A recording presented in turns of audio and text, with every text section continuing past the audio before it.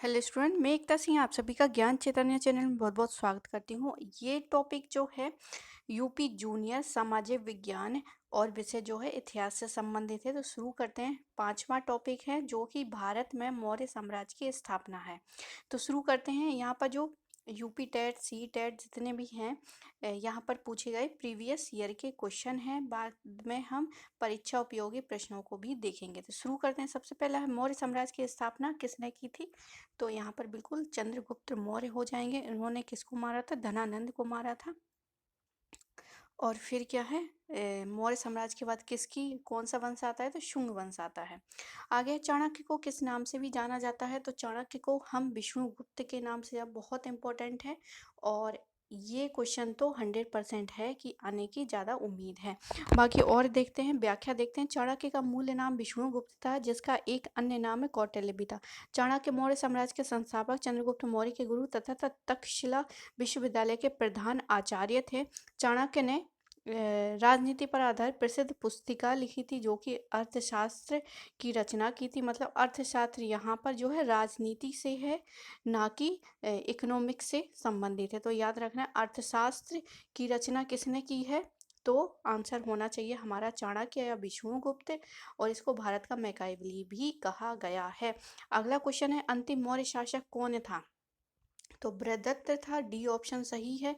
और इसकी हत्या किसने की थी? पुष्यमित्र शुंग ने की थी। और फिर क्या है, शुंग वंश की स्थापना हो जाती है। चंद्रगुप्त मौर्य का प्रधानमंत्री कौन था? प्रधानमंत्री बिल्कुल चाणक्य ही थे। इनके ही उस पर वो इतना फेमस हो जाता है चंद्रगुप्त, और विजय प्राप्त करता है। व्याख्या देखते हैं। चंद्रगुप्त मौर्य ने अपने गुरु चाणक्य कौटिल्य की सहायता से नंद वंश के अंतिम शासक धनानंद को पराजित कर मौर्य साम्राज्य की स्थापना की। धनानंद सिकंदर का समकालीन था। बाद में चाणक्य चंद्रगुप्त मौर्य के प्रधानमंत्री बने। अगला क्वेश्चन है, किस सम्राट ने जैन भिक्षु बनने के पश्चात सिंहासन त्याग दिया था? तो आंसर हो जाएगा चंद्रगुप्त प्रथम। इन्होंने संलेखना के द्वारा क्या किया था? भद्रबाहु के साथ चले गए थे और संलेखना के साथ उन्होंने अपना शरीर या मतलब मृत्यु को प्राप्त हुए थे।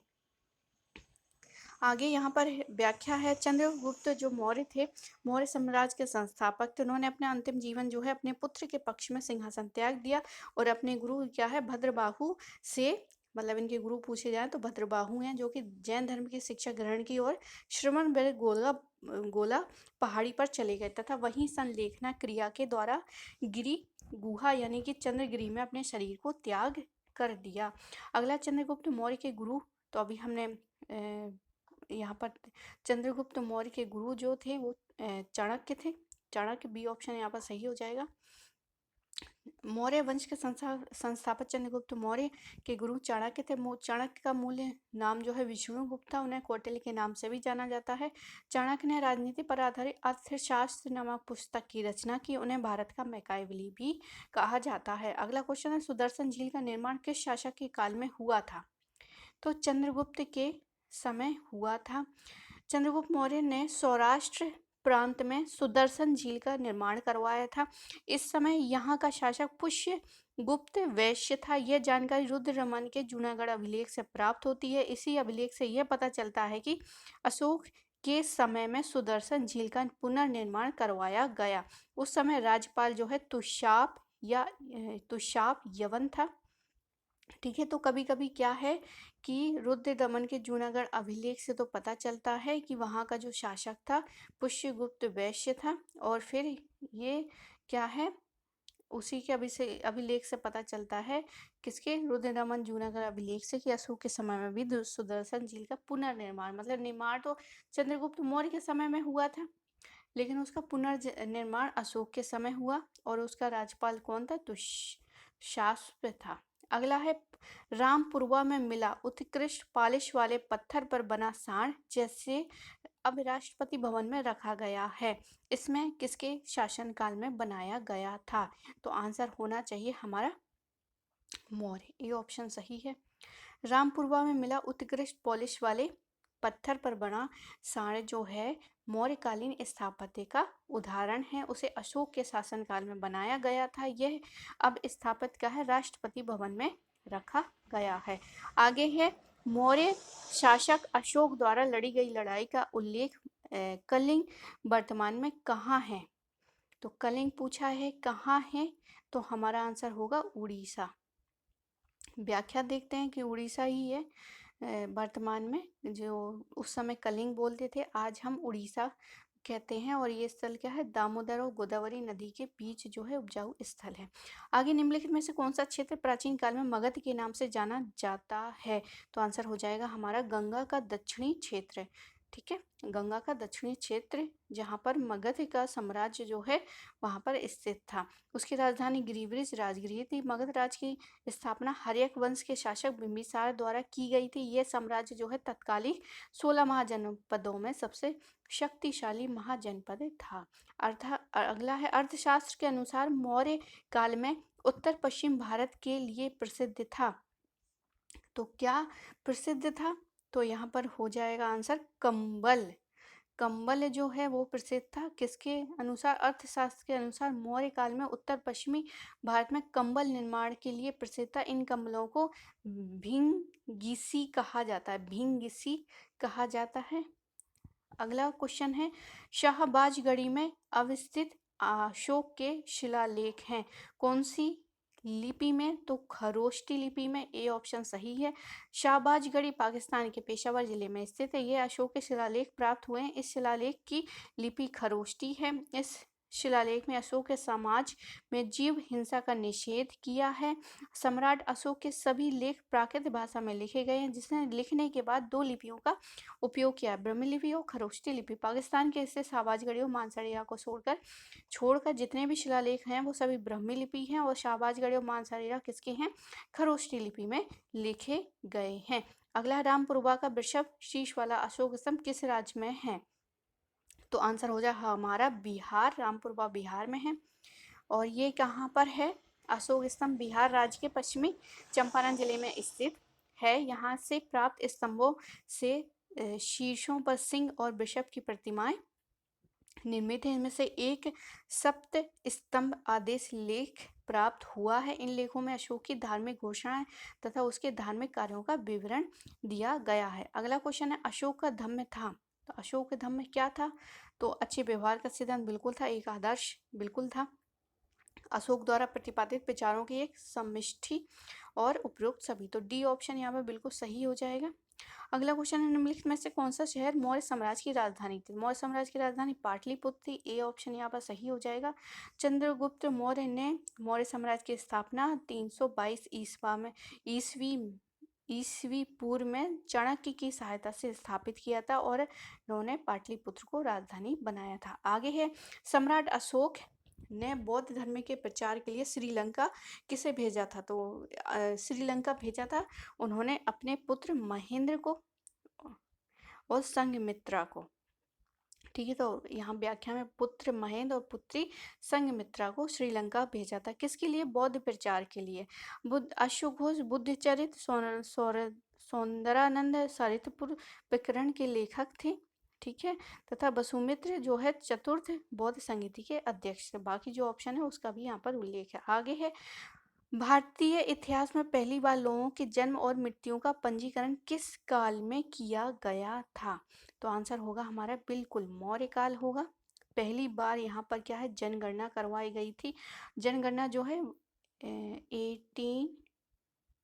1881 से हमें अंग्रेजों के टाइम से शुरुआत होती है, लेकिन अगर हम प्राचीन उसमें देखी जाए तो प्राचीन जो है मौर्य काल में स्टार्ट होती है, दिखाई देती है। इसके तहत लोगों ने पहली बार जन्म और मृत्यु का पंजीकरण कराया। इसका मुख्य उद्देश्य यह था कि ज्ञात जनसंख्या के आधार पर उचित कर व्यवस्था को लागू करना था। तो मतलब मौर्य साम्राज्य में ये कार्य क्यों किया गया, ताकि उचित कर लगाकर जो है आय बढ़ाई जाए राष्ट्र की। मौर्य साम्राज्य की स्थापना चंद्रगुप्त मौर्य ने अपने गुरु चाणक्य की सहायता से किया था। भारत का राष्ट्रीय चिन्ह लिया गया है, तो किससे लिया गया, सारनाथ स्तंभ से। बी ऑप्शन यहाँ पर सही हो जाएगा। और ये जो है एक 4 शेर हैं, एक दूसरे की पीठ करके बैठे हुए हैं, और 26 जनवरी 1950 को इसे राष्ट्रीय चिन्ह के रूप में घोषित किया गया था। यह प्रतीक के नीचे लिखे राष्ट्रीय वह सत्यमेव जयते, जो कि मुंडोक उपनिषद से लिया गया। ये बहुत इंपॉर्टेंट है और आने की ज़्यादा चांस हैं यूपी जूनियर में। आगे है अशोक के उत्तर अभिलेख निम्नलिखित लिपियों में से किस में लिखे गए हैं? तो ब्राह्मी लिपि में लिखे गए हैं। डी ऑप्शन सही हो जाएंगे। आगे है, अब यहाँ पर कुछ परीक्षा की दृष्टि से उपयोगी फैक्ट हैं जिसको हम फटाफट देखते हैं। वो है यूनानी शासक जिसको पराजित कर चंद्रगुप्त मौर्य ने उसके साथ संधि की थी, सेल्यूकट निकेटर। तमिल ग्रंथ आहानूर और मुरनानूर से ज्ञात होता है कि चंद्रगुप्त मौर्य ने आक्रमण किया था दक्षिण भारत पर। जैन मुनि जिससे चंद्रगुप्त मौर्य ने शिक्षा ग्रहण की थी, भद्रबाहु। और चंद्रगुप्त मौर्य ने अपने जीवन के अंतिम चरण में सिंहासन त्याग दिया था। जैन अनुयायी और फिर क्या है, जैन अनुयायी बन गए थे। मेगस्थनीज नामक यूनानी राजदूत किसके दरबार में आया था? चंद्रगुप्त मौर्य के दरबार में आया था। विशाल और प्रथम अखिल भारतीय साम्राज्य की स्थापना की थी चंद्रगुप्त ने।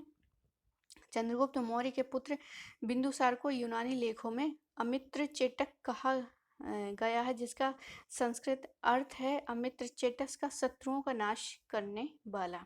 आगे है, बौद्ध धर्म या संप्रदाय जिसका अनुयायी बिंबिसार था, तो आजीवक संप्रदाय। अशोक के ज्यादातर अभिलेख हैं प्राकृत भाषा में। आगे है, युद्ध में मतलब कौन सा युद्ध है? तो कलिंग युद्ध है।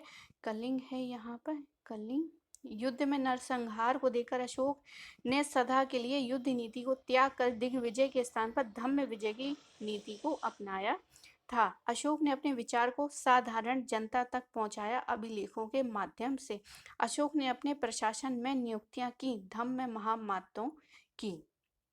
अशोक ने मास्की एवं गुर्जरा अभिलेख में जिसका नाम ईरानी शैली में विभूषित किया है, देव नाम प्रिय या देव नाम प्रियदर्शी।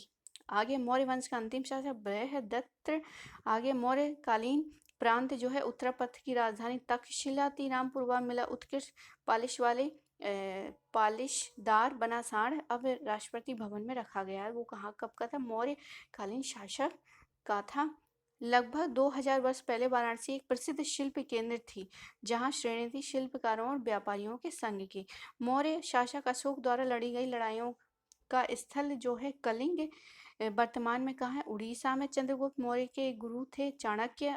सम्राट अशोक द्वारा प्रतिपादित विचारों को एक समष्टि था धम्म, अच्छे विचार का सिद्धांत और एक आदर्श अशोक का धम्म। अगला है अपदस्थ, अपस्तंभ और बौधायन कात्यायन मानव पाणिनि पिंगल और याज्ञवल्क्य थे। तो व्याकराचार्य थे ये सारे व्यक्ति जो है व्याकराचार्य मतलब व्याकरण के ऊपर उन्होंने अपने जो है ग्रंथ लिखे हैं। आगे शक काल की शुरुआत कनिष्क ने की थी 78 ईस्वी में। आगे चाणक्य को किस नाम से जाना जाता है? विष्णुगुप्त के नाम से जाना जाता है। मौर्य साम्राज्य के संस्थापक चंद्रगुप्त। सम्राट अशोक ने बौद्ध धर्म के प्रचार के लिए श्रीलंका भेजा था। महेंद्र को अपनी पुत्री संघमित्रा को भी भेजा था। चंद्रगुप्त मौर्य ने प्रधानमंत्री चाणक्य थे। मौर्य साम्राज्य की राजधानी पाटलिपुत्र थी। वो है मौर्य साम्राज्य जिसने जैन भिक्षु बनने के पश्चात सिंहासन त्याग दिया था, तो चंद्रगुप्त मौर्य थे। इंडिका के लेखक मेगास्थनीज। भारत का राष्ट्रीय चिन्ह लिया गया है सारनाथ स्तंभ से। भारतीय इतिहास में पहली बार लोगों के जन्म एवं मृत्यु में का पंजीकरण करवाया गया था मौर्य काल में। बहुत इंपॉर्टेंट फैक्ट है। आगे प्राचीन भारत में कौन सी लिपि दाईं से बाईं ओर लिखी जाती थी? यानी दाईं से बाईं मतलब इस तरह से। तो खरोष्ठी लिपि लिखी जाती थी। चाणक्य का अन्य नाम विष्णुगुप्त था। किस स्रोत में उल्लेखित है कि प्राचीन भारत में दास्तां नहीं थी? तो मेगास्थनीज की इंडिका हमें बताती है। रामकुमार जो अपने पिता की मृत्यु के लिए उत्तरदायी था। राजकुमार, रामकुमार नहीं, राजकुमार जो अपने पिता के लिए उत्तरदायी था, तो अजातशत्रु। और अशोक का समकालीन तुर्मय राजा कहाँ का था? तो मिस्र का था। मौर्य काल में सीता से तात्पर्य था राजकीय भूमि से प्राप्त आय। सांची स्तूप का निर्माण किसने करवाया था? तो अशोक ने करवाया था।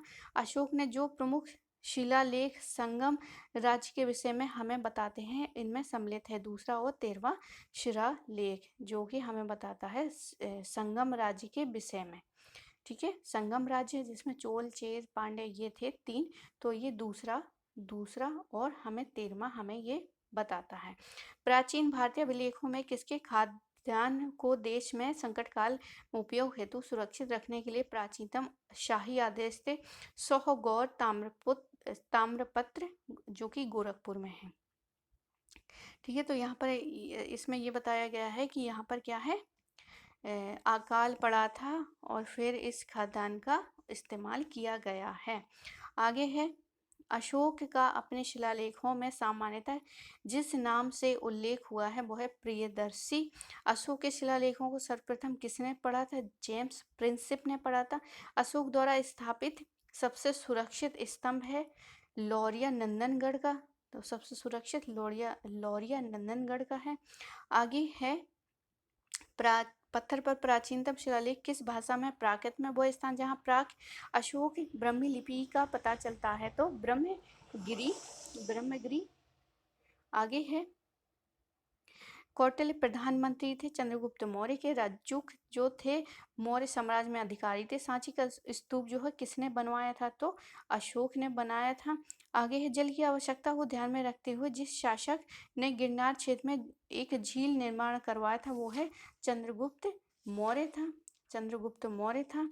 आगे है, प्रथम भारतीय राज्य स्थापित किया था चंद्रगुप्त मौर्य द्वारा टालमी फिलाडेल्फियस द्वितीय, जिसके साथ अशोक ने राजनयिक संबंध थे। कहाँ का शासक था? तो मिस्र का शासक था। एक पूछते हैं कि तुर्मे कहाँ का शासक था, तो वो भी मिस्र का था।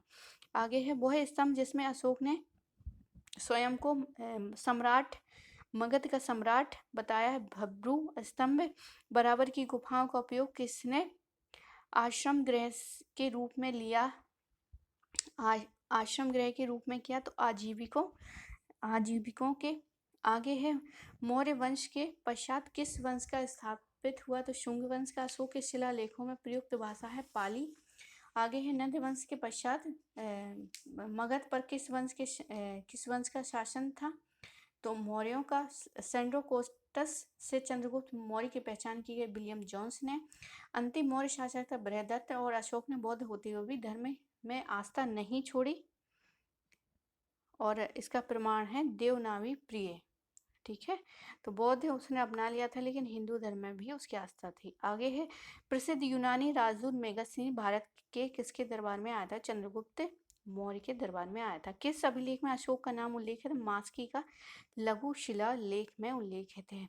बाकी मौर्य साम्राज्य में साहित्य स्रोत है, जैसे सबसे पहले जो अर्थशास्त्र है वो चाणक्य विष्णुगुप्त द्वारा लिखी गई थी, जिसमें यहाँ पर उल्लेख है राज्य व्यवस्था का जानकारी मिलती है। 15 अधिकरणों में विभाजित है और मुख्यतः किसमें? गद्य रूप में और संस्कृत में लिखी गई है। आगे है, मुद्रा राक्षस, ये विशाख दत्त की है। इसमें नंद जो है नंद वंश के पतन तथा मौर्य वंश के उत्थान के बारे में जानकारी देता है। इंडिका जो है मेगास्थनीज की, इसमें प्रशासन समाज और व्यवस्था अर्थव्यवस्था के बारे में बताता है। जस्टिन जो है यूनानी लेखक, जस्टिन के अनुसार चंद्रगुप्त ने पूरे भारत पर विजय प्राप्त की थी। आगे दीपवंश महावंश के अनुसार अशोक ने बौद्ध धर्म का प्रचार प्रसार श्रीलंका में किया था। जूनागढ़ अभिलेख से पता चलता है कि रुद्रदमन ने जूनागढ़ अभिलेख जो कि संस्कृत का है में चंद्रगुप्त के नाम का उल्लेख किया है। इसमें मौर्य काल में निर्मित सुदर्शन झील की हमें जानकारी मिलती है। इस झील का निर्माण जो है चंद्रगुप्त मौर्य के शासनकाल में पुष्यगुप्त वैश्य ने गुजरात के सौराष्ट्र प्रांत में सिंचाई व्यवस्था के लिए करवाया जाता है। तो आई होप आपको ये वीडियो पसंद आया होगा। पसंद आया हो तो प्लीज़ लाइक करिए, शेयर कीजिए और सब्सक्राइब करिए। मिलते हैं अगले 6वें टॉपिक में, जो कि मौर्योत्तरकालीन भारत, गुप्तकालीन, राजपूतकालीन भारत, पुष्यभूति वंश और दक्षिण भारत के राज्य हैं। तो आप सभी का बहुत बहुत धन्यवाद।